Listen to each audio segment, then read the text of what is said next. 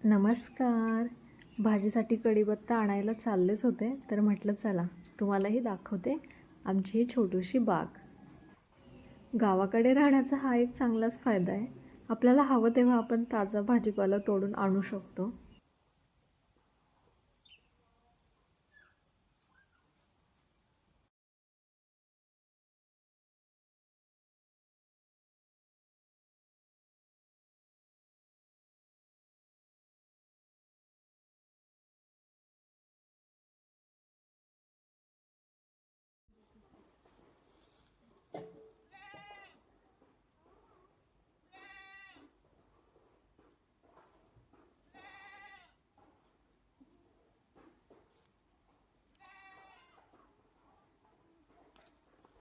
पूर्ण बाग बघायची असेल तर कमेंट करा, आपण मोठा व्हिडिओ बनवूयात. इकडे सासूबाईंचं कणीस सोलायचं काम चालू होतं.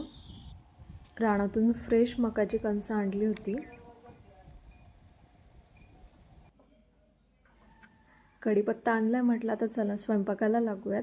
तर इथे हे रानातले शेवगे आहेत, शेवग्याची भाजी करायची ठरवली.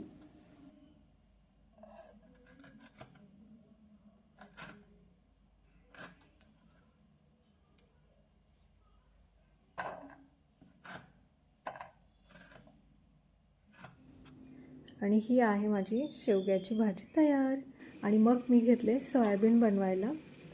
अहोंना आणि सासूबाईंना फायबरयुक्त पदार्थ लागतात, सो हे त्यांच्यासाठी. आणि इथे मला एक कोवळं कारलं सापडलं, तर म्हटलं चला आपल्यासाठी कारल्याच्या चकल्या बनवूयात.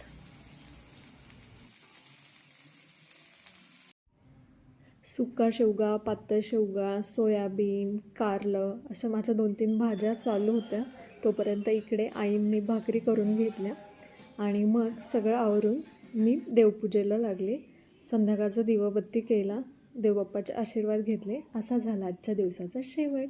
व्हिडिओ कसा वाटला हे नक्की कमेंटमध्ये सांगा. चलो बाय.